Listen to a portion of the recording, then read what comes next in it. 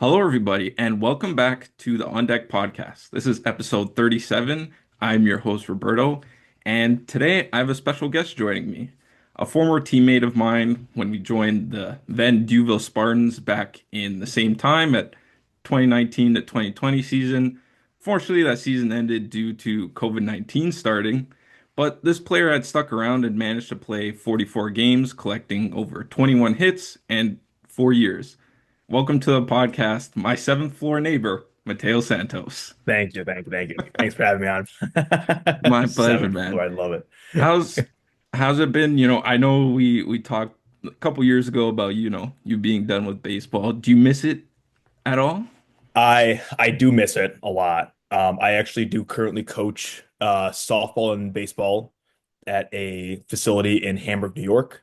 I should talk to somebody about potentially doing fast pitch softball this upcoming summer. So I do miss it a lot. I want to get back involved in playing, not just coaching it, but it is I'm itching to get back on the field for absolutely for sure. Yeah, no, that's one thing that I was kind of curious about because, there has been times where like unfortunately had to take some time off and I'm like, man, I just don't know what life would be like without baseball. I'm watching a ton of baseball. I'm watching a ton of softball right now too, and it's just like it's the urge to get back on the field and just to have a glove on my hand is really just kind of the what I'm itching for. So yeah, it's tough to not be back on that field, but do what we can as old guys to to live our youth. I'm not gonna lie, there has been a couple of times where I've watched some like American like college softball and it is pretty electric. I'm It's not gonna intense. lie. It's intense. It's intense. The energy is I think the energy is unmatchable in some games that I've watched recently, but it's yeah, it was crazy. Yeah, man. But jumping right into things, I only have a couple of siblings and with those siblings being involved, were you the first one to really jump into playing baseball or did, one of your older siblings hop in and you kind of just followed that path? Yeah, it my older brother, he was probably our first one to play baseball. He had a really random one season stint at soccer and hated it. So my parents never brought us into the soccer world, luckily. Nothing against soccer, I don't like cardio. Um, but I was probably the first to really take it to the next step. I was the first out of my three other brothers who played collegiate. My brother below me played collegiate, and then my youngest brother, he's still in sophomore in high school, grade 10, I think for you guys in Yeah, Canada up grade there. 10, But grade 10. um, but but yeah, I primarily baseball was our main sport, and then we got a lot into American football, um, which kind of like led the way to kind of like just having like a good athletic background as well too. It prepared us a lot for baseball. So primarily baseball. I tell my grandfather all the time, if I never played baseball, I would play tennis for you. But but we stuck to baseball, and I'm forever grateful for sticking around to that. Yeah, I was surprised like when I was down there talking to like a bunch of the guys, a lot of them had played either football or basketball and here that's not really something that's heard of, obviously, because American football isn't as popular here. It's more Mhm, of, you have your baseball guys and there's hockey, and those kind of two go hand in hand. mhm. But it was pretty interesting to see like how many guys actually played football, and you kind of even see it at the collegiate level. You hear a lot of two-way guys that were both football and baseball in high Yep, school. yep. I I think at Syracuse there might be or one of these schools, I forgot which one it was. It's an orange school or something. This guy who does basketball, football, and lacrosse or something. And I'm just like, you know, three sport athlete at the D1 level. Kudos to that It's guy. kudos. I mean, Holy. I want a rest break, but you know what? Hey, if people out there do that, but definitely being multi-sport athlete kind of stuff like that, like, that's humongous. I think for our development Yeah, as exactly. I adolescents. think So that's even something that my parents did is like we started with soccer, but it was always like in elementary school and high school, play as many sports as you can. Yeah. And that kind of just helps you develop athletically Hmm. throughout all sports, which 100%. can never go wrong with that. Can never. But when we played together, you were catcher, first baseman. If you were to go back in time, would you still be those same positions? Yes. Really? Probably not catcher. Or sorry, excuse me, probably not first base. I would with catcher. I I think that's why I love the sport so much is because the amount of leadership you need to have, the amount of game awareness is something that is unteachable for any other position, in my opinion. In another life, I would have loved to pitch. Would have loved to pitch. I would have just loved to just have like a, Paul Skeens 101 mile an hour fastball painted on the outside corner. But quite frankly, I think I it's either going to be pitching or catching, and I would probably still prefer to be a catcher. Honestly, if I was to do it over, I'd probably be catcher too. Because, Yeah, like you said, the leadership, like just the things that you develop, I feel like you develop your sense of baseball a lot quicker as a catcher, understanding the game and how it's played. And, there's always kind of that strategy, the cat and mouse game between, it's essentially the pitcher and the hitter, but the catcher also has an influence on those decisions as well. 100%. And like I feel like it's a negative thing in our sport where it's like the coaches are starting to call these games, and I'm like, just you're taking out of the true relationship with that pitcher catcher, where it's kind of Yeah, like exactly. because it's like the command center starts that behind the plate. He calls the pitch, you know, agreement from both parties, and execution is what happens. So I feel like those two are just like what obviously the most important positions on the field. You have to pitch the ball, you have to catch the ball. But yeah, I don't. I think in another life, I'd still be a catcher no You matter still what. be a Yeah, catcher. yeah. So except for my knees, my other than like the knee pain sometimes. That's the only negative. That's the Only only negative, only negative. The left knee is a little bit. He screams at me sometimes, but it's all right. It's all right. It's fine. It Yeah, it's comes with it. fine. So, Duville University, formerly known as Duville College when I was there, was a D3 program, and then, as the years progressed, it eventually came a D2. How was the culture shift along those years, from when we first got there to, when you graduated and it was fully a D2 program? Mhm. Yeah, I mean, if you would have stayed, you would have seen it because I mean we were involved like that recruitment class that we were both in, um, is what set that precedent, set that like yeah we're even if we stayed D3, I think I still believe to this day like our core eight I think we had eight in our class that were like truly stuck, um like that was the beginning of the changing of our program where you know, obviously you go through the website, you look at the records, and you're like, crap, this team is horrendous. Now, obviously, respect to all those players before us, but it's like, losing record, losing record, losing record. And I think that we just decided we're like that's it with that. Um, so fast forward into when I left, around 2023, I believe. Um, we're starting to get those more wins. We're starting to get that culture built. And then the minute that like even for like a win standpoint, the minute my group left, they were co-champions of the regular season the next season, right? It's you just see that development of like these guys and the guys I played with who are just like we're not doing the same thing every year. We don't want to get, you know, talked about as, a laughing stock because our first year D2, I mean, we lost every single game except for like two games. But it's like we wanted to change that very early on. We didn't want to repeat history.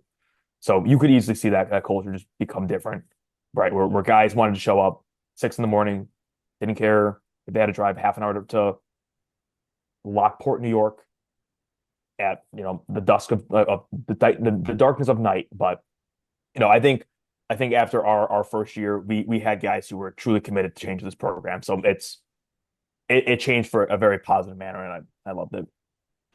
Yeah, the couple games that I came down there, even for you guys' grad night, Yep. like Hmm.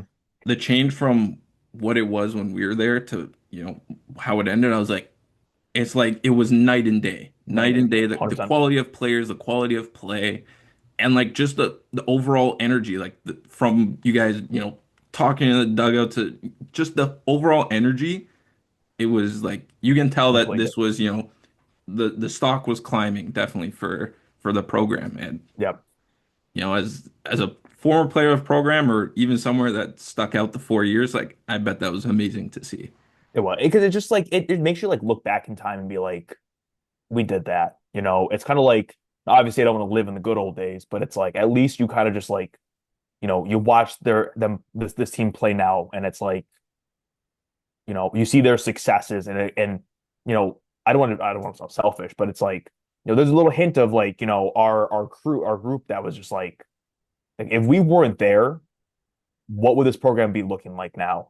Like Yeah. what would there be any change? Would there be, because when we made that jump, it was just like, why are we doing this? And now you're seeing, yes, this is why we're doing this, is because we can get to that level, but we just needed that extra, like, that maybe that division push up where it's like, yeah, now you're D2. Now it's the real, it's real. It was a real deal beforehand, but now it's like you got even in more insane competition you have to face. So, it definitely just set a precedent of let's change. So I loved it. Yeah, I can agree with that. Even just watching it, it was like, Yeah. man, this is like cool to just be. I know I didn't stay there for when it transitioned, but to say like, it was cool that I got to see part of it happen. Yeah. Yep. 100%. But because, moving up from D3 to D2 is qued a jump for some people. Did you ever have a welcome to D2 moment that either you or the team had? Um, yeah, that the first season D2, we lost every single D2 game. You ever see like that Instagram page that talks about like records and losing streaks? Yeah. We made that. Oh, Rick.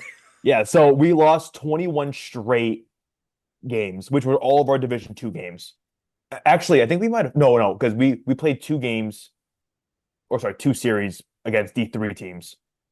We split with both of them, and then we lost all the straight. So we were on a humongous skid, and it was, and obviously, there's access to all these schedules and all this stuff, and these games weren't close, Bob. They weren't close. They were all, 3-12, 16-0. Like these were bad games. And I have a buddy, he played for Mercy University, Mercy College at the time, but Mercy University now.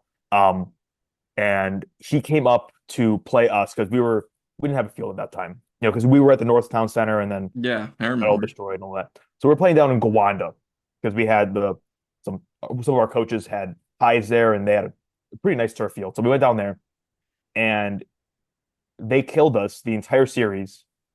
And after I go, Gib, what do we have to do? What do we have to do? And he's like, just stay at the course. Stay at the course. You guys will be good. And which is what we did. So it's like initially it was a very tough, I even as a hitter, even as like a player on that team, I knew the competition was going to be a whole lot different. And I told myself that time after time. And, when I, hit below 200, you know, it puts a little damper on my day, Yeah. but granted, I mean, that was the welcome to D2. Here's former D1 guys throwing 90 at your face. Have fun. And it's like, all right, we battled through it and we persevered. But yeah, that 100% was the welcome. That's a welcome to D2 year, Yeah. essentially. Oh, it was tough, but You got through it. we did. We did.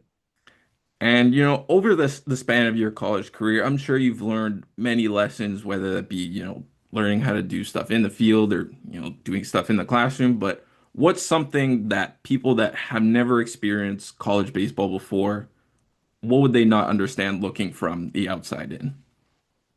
It's a good question.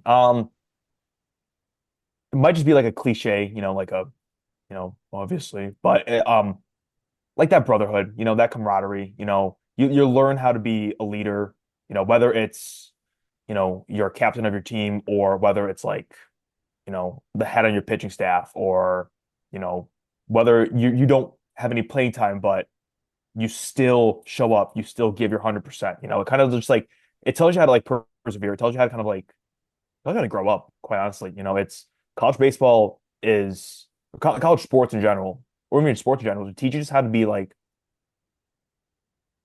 an adult, kind of just like what you need to do to improve not only yourself but those around you. Because if you are a locker room headache, where you're mad that you're not getting the playing time, you don't come with the energy, you don't come just to be, you know, a member of this team.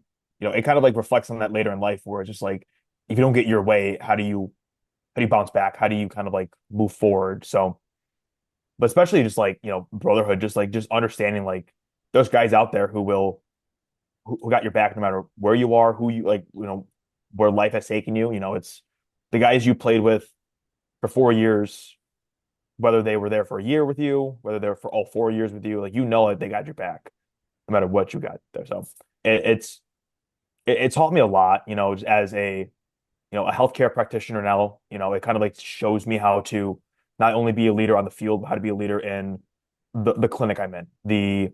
Kind of just like even just like society, you know, if you need someone just to like talk to, I'm always somebody that I'd love to just be like I have open ears, just if you have anything you need to tell me, just tell me. It's just something like that. So I do think that, you know, just it's taught me how to live life, you know. Yeah, I think even it's as cliche as it sounds, I can completely agree because Yeah. you find people, especially at the collegiate level, from everywhere, all walks of life, and you come together to play a game. Yep. Exactly. Like I- the brotherhood, it just grows off of, enjoying the same thing. Yeah. And I don't, yeah, like you said, from 1 year to 4 years, like it doesn't matter how long you're there. I feel Yep. like you're going to interact with everybody at some point. So being able to create that bond, it matters. It matters. Yeah.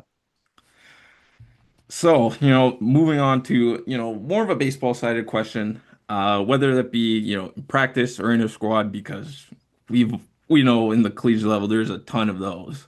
Who was the toughest teammate that you have faced?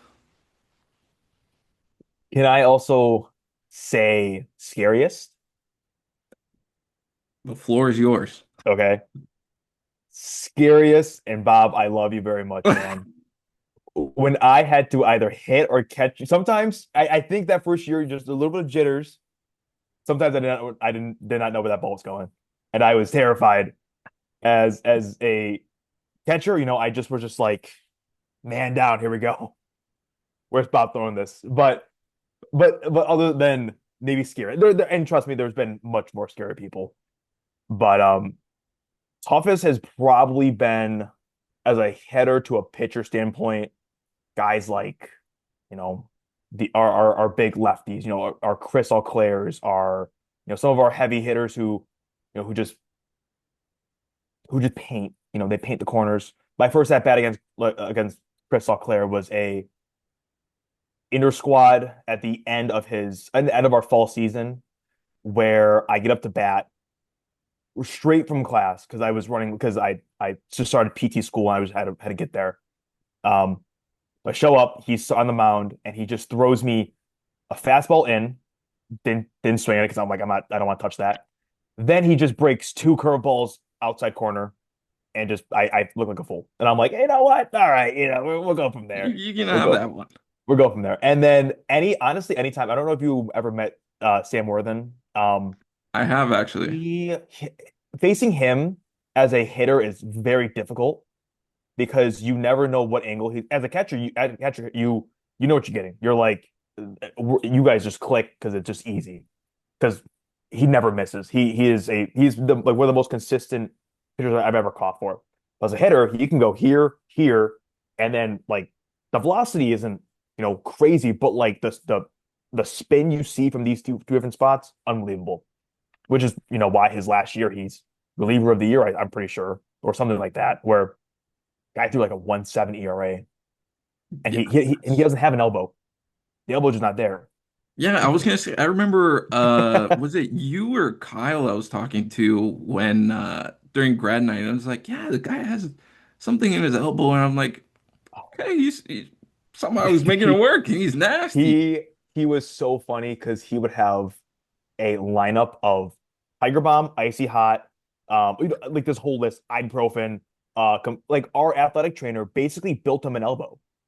Like the way she taped his elbow was just like this Wow. unbelievable, just like it couldn't fully extend, or maybe it could have fully extend, but crazy. Like she had to build him an elbow. So it's like, but facing him as a hitter though, That's you would crazy. never know he didn't have an elbow. But yeah, probably those two guys were definitely two of the, and I played with those two for 2 3 years. So at least I got a lot of experience with them as a pitcher hitter duo. Um, so yeah. Yeah, watching Chris Auclair, only the one start on grad night, but I was watching, I was like, this is a very Yeah, he uncomfortable at bat. oh, Like just and watching it from the stands, I was like, you know what? Thankfully, I'm not hitting. and that's as a righty too.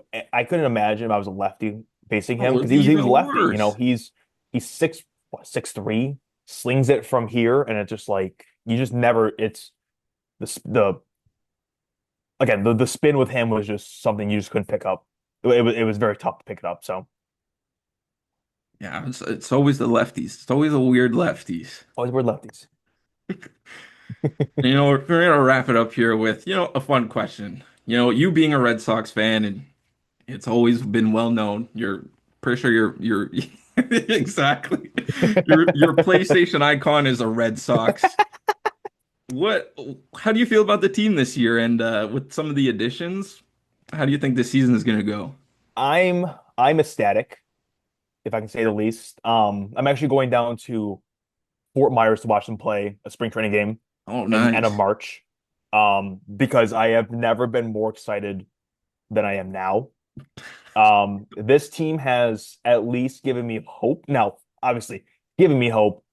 I'll talk to you again at the We'll All-Star we'll we'll, break, and we'll reconvene a little we'll later. reconvene because I'm happy with our additions. I think Sonny Gray's going to be great for probably the year. I think his contract still is preposterous, but that's one different side of the story.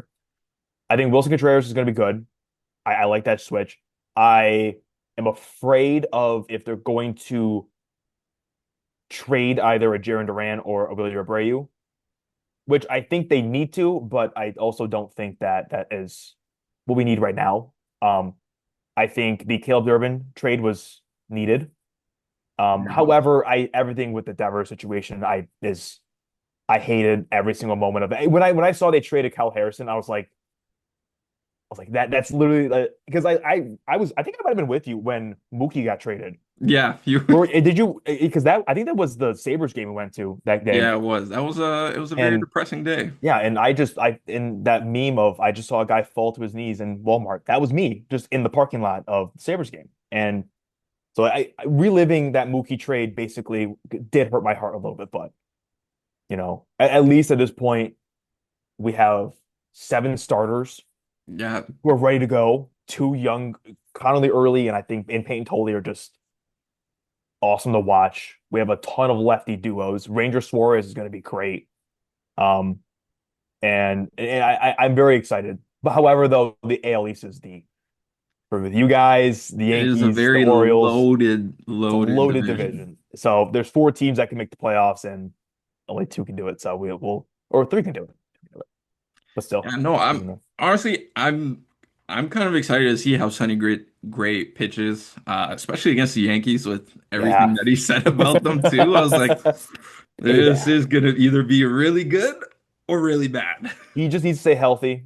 He needs to stay healthy. I need another healthy Crochet year.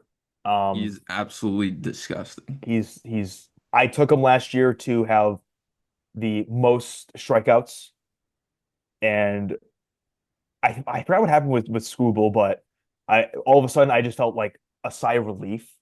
I'm like, All right, it's gonna Yeah, hit. he's gonna get He's it. gonna do it. He's gonna do it. Not Cy Young. I don't need Cy Young. You I just just want need him. I strikeouts. just want to strikeouts. That's all I cared about. And I hope to see him pitch this year at least once or twice. I saw him pitch last year against the Yankees where he shoved 7 innings of Every time one against the earned, Yankees, he and shoves. it was a stupid Stanton little fly ball to the right side that just fell. And I was like, but we killed in that game. It was like that was the game where I think Paul Blackburn gave up like 40 Oh runs, yeah. and it was awesome. I love that game. My whole family's Yankees fans, so they were all terrified. They were all sad on the car ride home. As I talk about the game, my little brother below me is like, Teo, shut the up. And I'm like, hey, I'm sorry. I don't want to cross the line, but we did just You're smoke you. So jumping for joy. yep, yep. I gotta ask, I know we didn't talk about this before, but how do you think, what are your thoughts on Bregman leaving? I I think it's Breslow's fault. Quite frankly, I think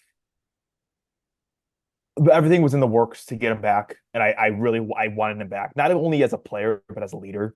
You like in the past we've had guys like Justin Turner, Bregman, these older guys who you know have that experience, have that knowledge, and I wouldn't necessarily say we have anybody right now for that mindset. I wish it would have been done differently. I wish, you know, obviously, I didn't think the Cubs were going to do a single move because all the podcasts I've listened to, all of the news I read, I'm like, he's not moving there.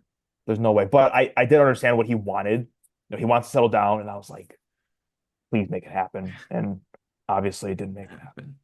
And I'm I not think, shocked it didn't happen, but yeah, I can't remember reading, I think it came down to, was it the no, it was like the no trade clause yeah, that he yeah, they wanted. didn't want to know. Like he probably would have accepted the money because what it was like 10 mil less or something. Oh, I forgot what it Yeah, was. I I forget think what that it was, but I think yeah, that was the number. But yeah, all because of a no trade clause. And I don't know, for me, like you traded away Devers because you wanted this guy at third base, yep, and you don't give him what he wants for him to yeah, stay, and it was a no trade clause. And yeah, I don't know, to me the Red Sox seem like they're going to be competitive, 100%, hundred at percent, least the length of his contract. yeah, 100%.